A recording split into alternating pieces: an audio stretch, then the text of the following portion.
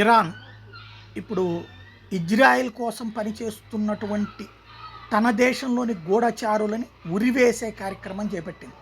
వాస్తవంగా మధ్య ఇరాన్లో పెద్ద ఎత్తున ఉద్యమాలు జరిగినాయి. ఆ ఉద్యమాల వెనకాల ఇజ్రాయెల్ ఉందన్నది దాని అనుమానం.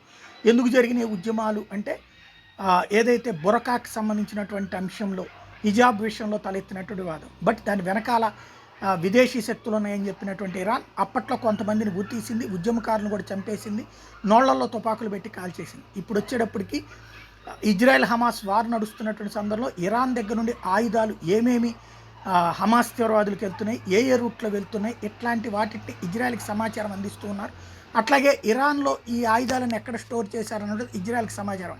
ఆ సమాచారం ఆధారంగానే తాజాగా ఇరాన్లో ఒక బ్లాస్ట్ జరిగింది. ఇరాన్కి సంబంధించినటువంటి ఆయుధ గోడౌను నాశనమైంది.